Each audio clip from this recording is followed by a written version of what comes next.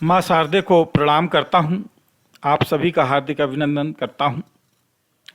हमारा भारत का जो संविधान है, बहुत बड़ा संविधान है, विश्व का बहुत बड़ा संविधान है। ये सुनकर बड़ा गर्व होता है कि विश्व का सबसे बड़ा संविधान, विश्व का सबसे बड़ा लोकतंत्र हमारा भारत है। परंतु जब कुछ मुखोटे संविधान की दुहाई देते हुए एक दूसरे पर आक्षेप लगाते हैं कि संविधान का दोहन हो रहा है, संविधान का दुरुपयोग हो रहा है, तब संशय होता है। तब संशय होता है कि संविधान कैसे बन गया। क्या संविधान में समस्या है? क्या संविधान में समस्या है? यह संविधान बनाने वालों में समस्या है। समस्या संविधान में नहीं है। हमारा संविधान बहुत बृहत है। समस्या संविधान में नहीं है। समस्या वहां उत्पन्न होती है जहां से संविधान बना है। और जहां से संविधान बना है, कैसे बना है, किन परिस्थितियों में बना है, इसको जानने की आवश्यकता है। किन परिस्थितियों में बना है? आप जानते हैं कि सरकार को चुनने का अधिकार जनता को है। क्या संविधान को बनाने में जनता की भूमिका थी? प्रश्न उठता है। जब यह संविधान बन रहा था तो तब क्या जनता का प्रतिनिधित्व था? मैं आपको बता दूं कि जब हमारा संविधान बन रहा था तब 1947 अधिनियम ब्रिटिश पार्लियामेंट ने लागू किया था और ब्रिटिश पार्लियामेंट द्वारा भारत सरकार का गठन किया गया था। और यह भारत सरकार का गठन किया गया था, उसे संविधान बनाने का दायित्व दिया गया था। प्रश्न उठता है कि भारत सरकार का गठन करने वाले कौन थे? ब्रिटिश पार्लियामेंट के लोग। और इस भारत सरकार को संविधान बनाने का दायित्व दिया गया, जो ब्रिटिश सरकार, ब्रिटिश पार्लियामेंट के द्वारा पारित किया गया था। भारत सरकार का गठन किया गया। उस भारत सरकार को जिसे हमें सौंपे गए प्रधानमंत्री, सौंपे गए मंत्रिमंडल दिए गए, इन लोगों को संविधान निर्माण करने का दायित्व सौंपा गया। बात आती है कि संविधान कैसे बना। अधिकतर बच्चों से या लोगों से पूछेंगे कि संविधान किसने बनाया, तो वे सीधे कहेंगे कि संविधान बाबा साहब अम्बेडकर ने बनाया, डॉक्टर भीमराव साहब ने अम्बेडकर जी ने बनाया। अधिकतर लोग ये जानते हैं कि भारत का संविधान भीमराव अम्बेडकर ने बनाया। मैं आपको बता दूं कि भारत के संविधान के निर्माण के लिए 6 लोगों की कमेटी बनाई गई थी। और इस कमेटी ने कार्यकारिणी समिति में आसफ अली, के.एम. मुंशी, के शाह, के शांताराम, हुमायूं कबीर, डी.आर. गाडगिल और स्वयं नेहरू जी, इन लोगों की एक कमेटी बनी गई थी। और इन लोगों ने भारत के संविधान के प्रारूप का कच्चा निर्माण कर लिया था।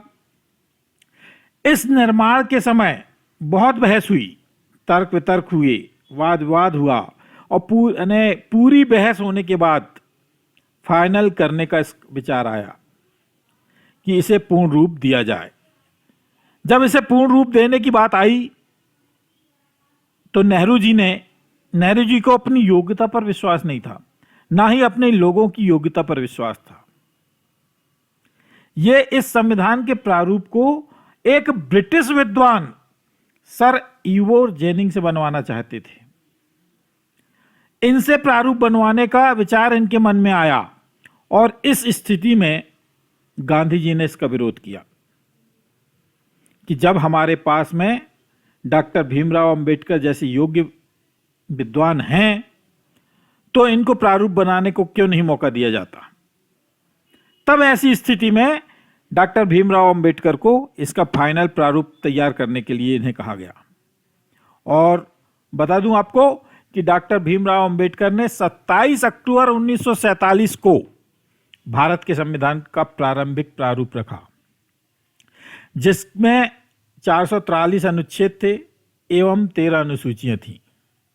बात यहीं समाप्त नहीं होती। बात यहीं समाप्त नहीं होती। हमारे देश के नीति नियंताओं ने सारे विश्व की अच्छी अच्छी खूबियां हमारे संविधान में जनता के हित के लिए लिया है,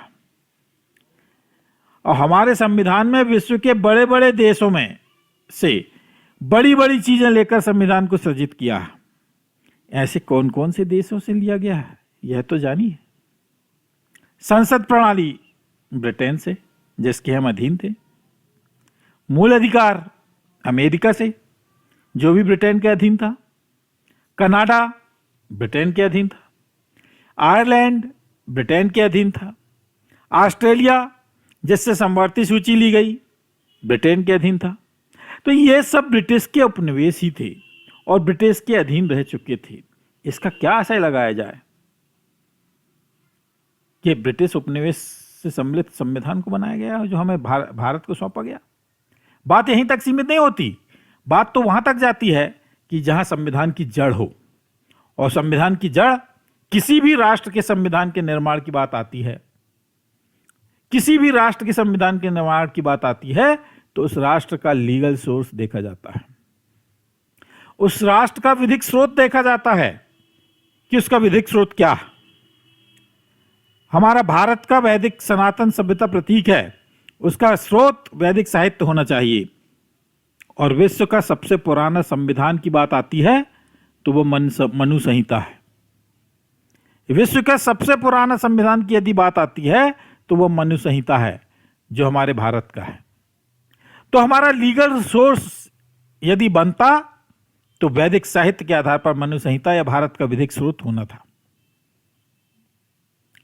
मनु संहिता या वैदिक साहित्य, वैदिक स्रोत, जो भी विधिक स्रोत होती वो विधिक प्रावधान भारत से लिया जाता।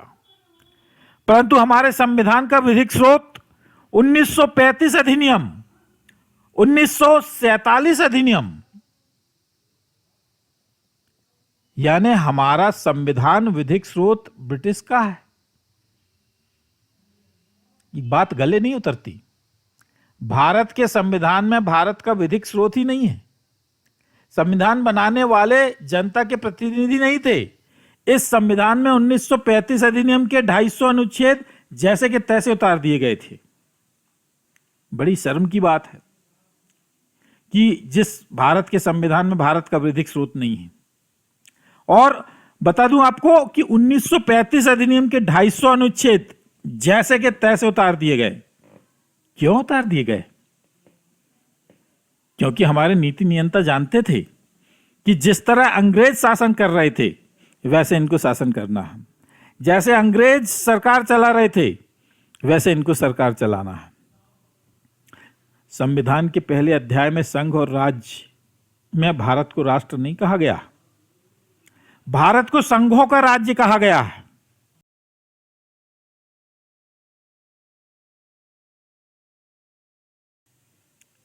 राज्य, यह एक प्रश्न बनता है कि संविधान में भारत को राष्ट्र क्यों नहीं कहा गया। यही नहीं, भारत की नागरिकता में भी ऐसी भ्रांतियां हैं कि हमें लगता ही नहीं कि हम स्वतंत्र हो गए। अनुच्छेद 8 कहता है कि भारत के बाहर रहने वाले व्यक्तियों के अधिकार वैसे ही बने रहेंगे जो भारत सरकार अधिनियम 1935 के अनुसार परिभाषित है। 1935 अधिनियम के अनुसार परिभाषित है। अनुच्छेद 10, प्रत्येक व्यक्ति पूर्ववर्ती उपबंधों के अनुसार भारत का नागरिक है और समझा जाएगा कि वह भारत का नागरिक बना रहेगा। क्यों नागरिक रहेंगे? क्यों नागरिक बने रहेंगे? क्यों 1935 अधिनियम के अंतर्गत नागरिकता का मापन होगा?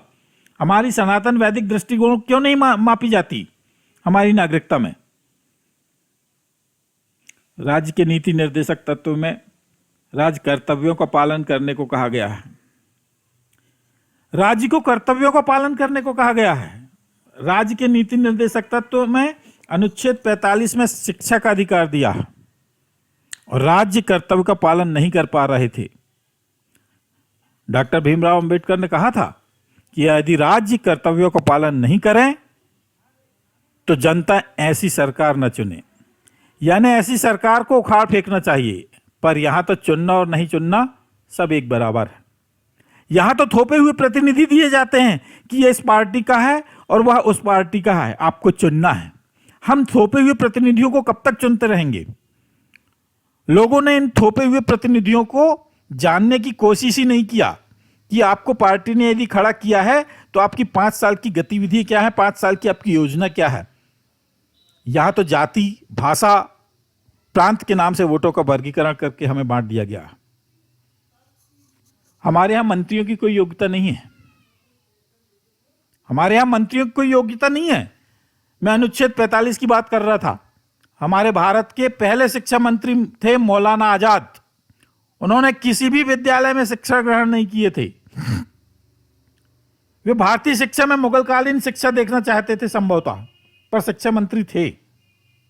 और उसका यही कारण था कि अनुच्छेद 45 में शिक्षा का अधिकार यथावत बना रहा, वैसे ही शिक्षा के अधिकार का प्रावधान बना रहा। इतने वर्षों तक राज्य कर्तव्यों का पालन नहीं कर पाया। तब ऐसी स्थिति निर्मित हुई कि शिक्षा के अधिकार को मूल अधिकार में रखा गया। अनुच्छेद 21 के का में मूल अधिकार में जोड़ दिया गया, और मूल अधिकार होने के बाद भी शिक्षा में कोई सुधार नहीं हुआ। क्यों नहीं हुआ? क्योंकि हमारे पास योग्यताधारी सरकार थी, यह योग्यताधारी मंत्रिमंडल थे। तब शिक्षा में ऐसी दयनीय स्थितियां उत्पन्न क्यों हुई? ऐसी स्थितियां क्यों उत्पन्न हुई? अनुच्छेद 333 आर्टिकल 333, अनुच्छेद 333 में 2 अंग्रेज प्रतिनिधियों को चुनने की बाध्यता है। क्यों है यह बाध्यता? राष्ट्रपति इन 2 प्रतिनिधियों को नामित करेंगे। क्यों करेंगे?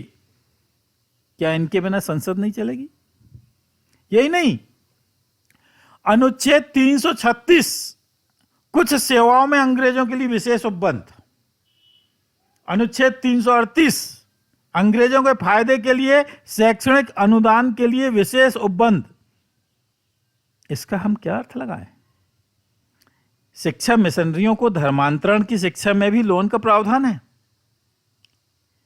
शिक्षा मिशनरियों को धर्मांतरण की शिक्षा में भी लोन का प्रावधान है, और दूसरों की शिक्षा के लिए ऐसा क्या प्रावधान नहीं है? हमारे संविधान में ऐसा क्यों है? अनुच्छेद 147 तो हमें आज भी ब्रिटिश शासन को गुलाम बताता है। अनुच्छेद 147 में किसी भी बात के सारवान प्रश्न पर, किसी बात के सारवान प्रश्न पर 1935 अधिनियम या 1947 अधिनियम लागू होंगे, स्पष्ट कहता है।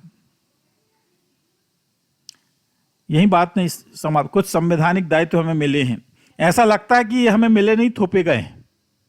अभी अभी एक राज्य में सरकार का गठन हुआ जिसमें 2-2 उप मुख्यमंत्री बन गए, 2-2 उप मुख्यमंत्री बन गए। इसके पहले उप प्रधानमंत्री बने हैं, जिसका संविधान में कहीं भी जिक्र नहीं है कि उप प्रधानमंत्री होगा या उप मुख्यमंत्री होगा। क्या यह हमारे संविधान में, मैं विधिवेत्ताओं से पूछना चाहता हूं, विद्वानों से, संविधान को के जानकारों से, कि संविधान में किस अनुच्छेद में उप प्रधानमंत्री उप मुख्यमंत्री का प्रावधान है? जब संविधान में यह नहीं है तो कौन ऐसे असंवैधानिक पद बांट रहे हैं? क्या यह अवसरवादी नीतियों के अनुसार कोई भी पद लिए जा रहे हैं और दिए जा रहे हैं? संसद अपने वेतन का निर्धारण स्वयं करेंगे, यानी मैं अपना माई बाप स्वयं। क्या है ये?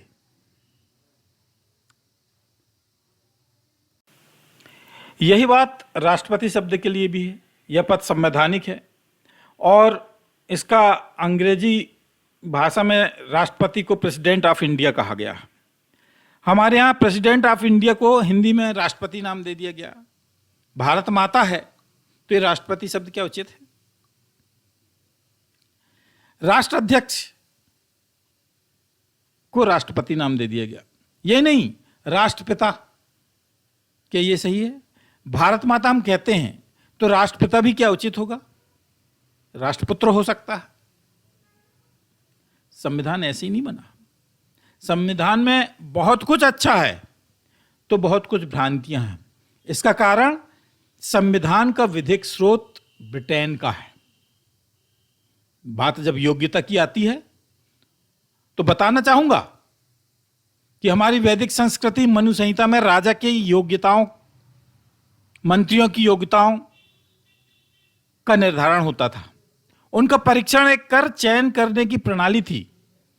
मंत्रियों के ज्ञान का परीक्षण किया जाता था और उसके बाद उनको मंत्री पद के रूप में चयन किया जाता था। परंतु हमारे यहां तो मंत्रियों की योग्यता नहीं है।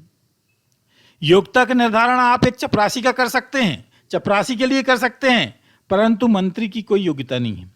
यहां तो अवसरवादी प्रणालियों ने लोकतंत्र के ढांचे को संविधान का मजाक बना दिया है। बात आती है आज न्यायपालिका को कार्यपालिका से अलग रखा गया है, कार्यपालिका से मुक्त रखा गया है, न्यायपालिका को स्वतंत्र इकाई कहा गया है।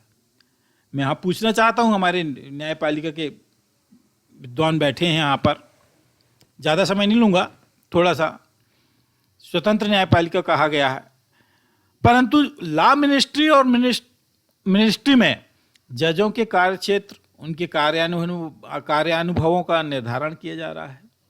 सीनियरिटी और पद अनुभव नहीं, राजनीतिक हस्तक्षेप से उच्च और सर्वोच्च न्यायालयों में घुसपैठ किया जा रहा है।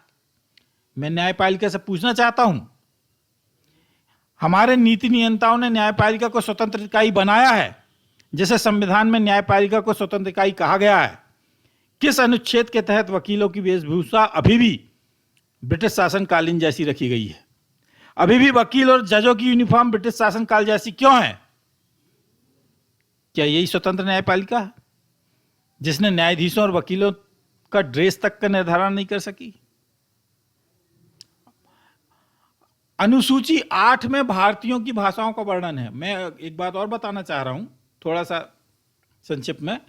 अनुसूची 8 में भारतीय भाषाओं का वर्णन है और इसमें अंग्रेजी भाषा नहीं है, परंतु फिर भी संसद में, विधानसभाओं में, उच्चतम न्यायालयों में, उच्च न्यायालयों में सारे काम, उच्च न्यायालयों में और उच्चतम न्यायालयों में सारे काम, यही नहीं, शासकीय अशासकीय स्कूलों में भी सारे काम अंग्रेजी में करते हैं।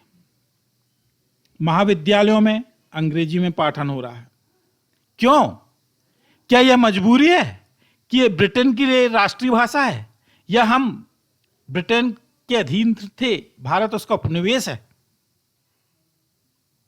ऐसा लगता है कि अंग्रेजी के हम अभी दास्ता में अभी भी बंधे हुए हैं।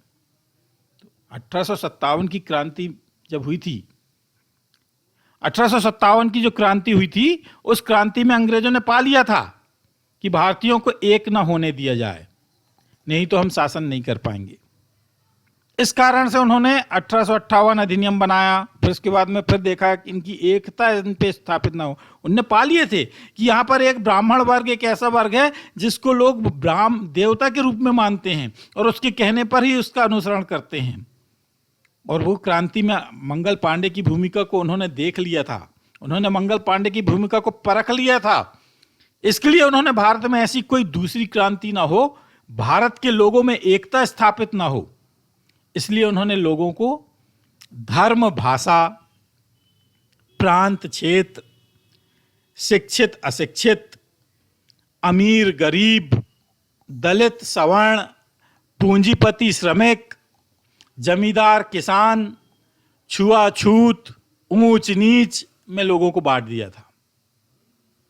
और यही नहीं, लोगों को हक दिलाने की एक कपोल कल्पना उन्होंने कर लिया, और कपोल कल्प के लिए एक ब्रिटिश मानसिकता का एक मंच उन्होंने बनाया। लोगों ने एक ब्रिटिश मानसिकता के लोगों को एक मंच में लाया, और यह राष्ट्रीय मंच कांग्रेस के नाम से बना, जिसे A.O. ह्यूम ने 1885 में बनाया, जिसमें ब्रिटिश परस्त लोग सम्मिलित होते गए। जिन्हें लगा कि यह कांग्रेस ब्रिटिश परस्त है तो वे छोड़ते भी गए। इस तरह अंग्रेजों का शासन चलता रहा, उनको शासन करने में आसानी हो गई और वे लगातार शासन करते रहे। वो तो हमको धन्यवाद देना होगा हिटलर का, जिसके कारण से विश्व युद्ध हुआ और जीतने के बाद भी ब्रिटेन की आर्थिक हार हुई, जिसके कारण भारत को स्वतंत्र करने के लिए उसको मजबूर होना पड़ा।